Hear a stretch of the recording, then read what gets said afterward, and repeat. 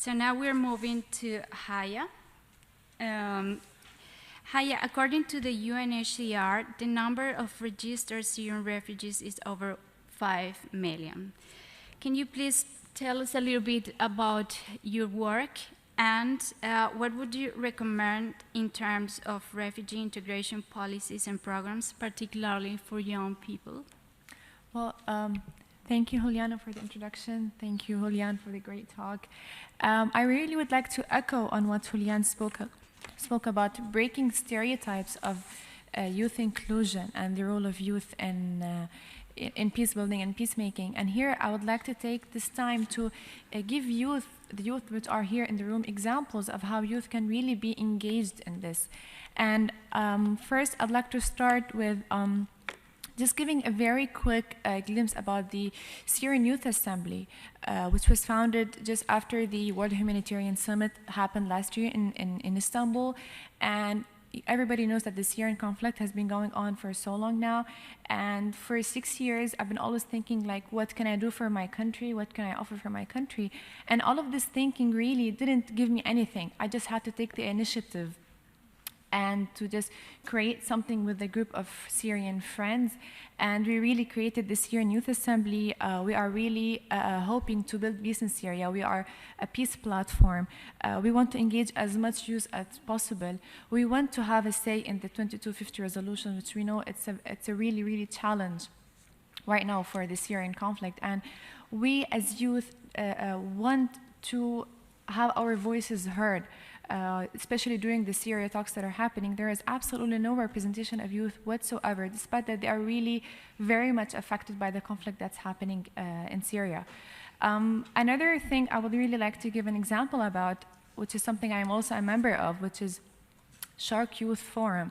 It's a very interesting forum that was founded a few years ago, and it really promotes for engagement of the elite, of the youth, of the region, of the Shark region, which really involves the civilizations of the Kurdish, Iranian, Persian, and Arabs. And we really have a lot of conflict in our region, and unless the youth of our region really come together and discuss how can we stabilize our region, how can we build bridges, regardless of all that's happening in politics, regardless of all what, there are stereotypes we have about each other, we as youth really had to come together. And there are lots of really successful examples in this forum, whether in the Syrian Youth Assembly or in the Shark Forum, of really the ability of youth to make their voices heard.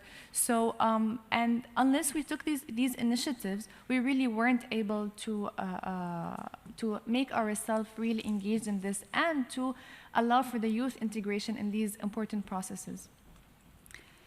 Thank you, Haya. We know that currently Syria is facing a very difficult situation, and particularly for young people and for the infants.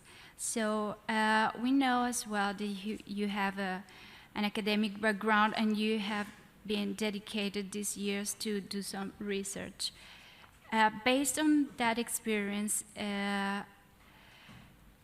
on the living conditions of Syrian refugees in Lebanon, can you tell us a little bit more about young refugees' mental health and how they cope with post-trauma stress disorder? Well, back when I was studying at the American University of Beirut, my professor told me about a project that she's working on about the effect of PTSD on social and political behavior.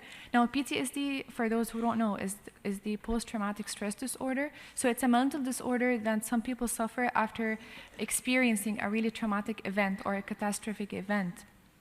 And it took us almost 3 years to finish working on this research because we worked closely with Syrian refugees in Lebanon. They were actually our focus of our study.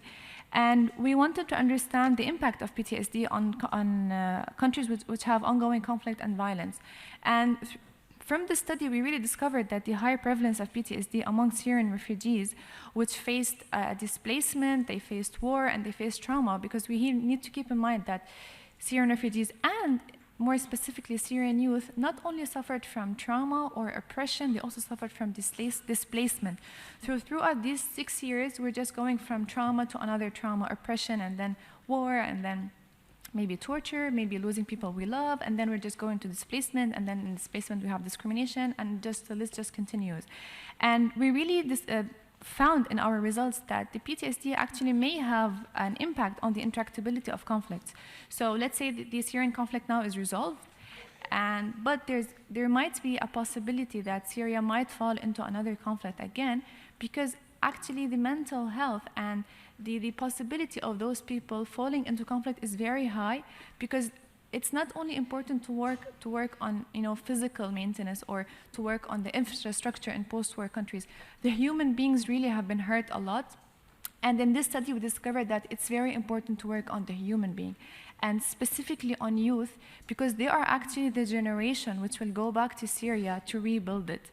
And we actually recommended in our study that communication is very important. So it's really important, like, let's say now in Syria we have the government side and the rebel side. It's very important to have communication between both sides, because if you do not have communication, there is possibly no peace that can happen, because many people are thinking of revenge, and we don't really want revenge in our country after the war. And one thing we also found out is the ability of resilience. So not all people who are refugees or not all people who have been through trauma will actually develop PTSD. Many people have resilience in the sense that they can adapt to the conflict, adapt to the trauma, they can adapt, and after adapting, they can actually succeed in really overcoming the trauma that they faced. So many people really have the ability of resilience, but many others really are affected by these conflicts. So last thing I have to say, since I have 1 minute, it's very important to help the youth to cope with what's happening around them, because this is the most pertinent way to establish peace. So peacemaking is about maybe resolutions and politics, but it's also about helping the human beings and the youth to really cope with their surroundings. Thank you.